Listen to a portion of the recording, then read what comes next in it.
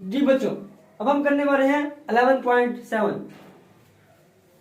11.7 में हमने क्या फाइंड करना है? A ship sends out ultrasound that returns from the seabed and is detected after 3.42 seconds.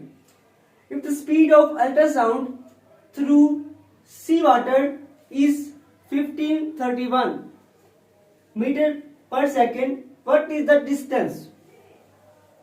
एक बहरी जहाज से भेजी गई अल्ट्रासाउंड समंदर की तह से टकराने के बाद वापस आती है और इन्हें 3.42 सेकंड के बाद वसूल किया जाता है।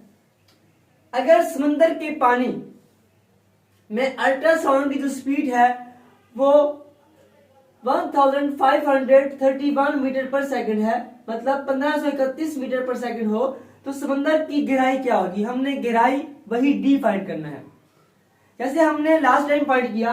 आपके पास जो डाटा है t is equal to 3.42 second, आपके पास जो टाइम है वो है 3.42 सेकेंड, ये वन साइड के लिए। जब हमने अल्ट्रासाउंड वेव को भेजा तो उसका भेजते हुए जो वक्त है वो मालूम करने के लिए हमने डिवाइड किया 2 के ऊपर। तो एक साइड के लिए हमारे पास कितना निकला? 1.71 सेकेंड। हमने डी फाइंड करना है, formula v is equal to D over T. बच्चों कैलकुलेशन करते हैं।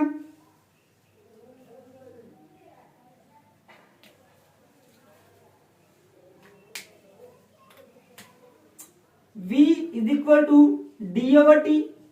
ठीक है बच्चों, हमने डी फाइंड करना है तो डी क्या होगा? यहाँ पे v क्रॉस t हो जाएगा। यहां से पुट करना है हमने वैल्यू को। b आपके पास है पड़ा 1531 मीटर पर सेकेंड और आपके पास जो t है पड़ा वो है 1.71 सेकेंड। इस सेकेंड से सेकेंड खत्म हो गया। d is equal to 2618 metre.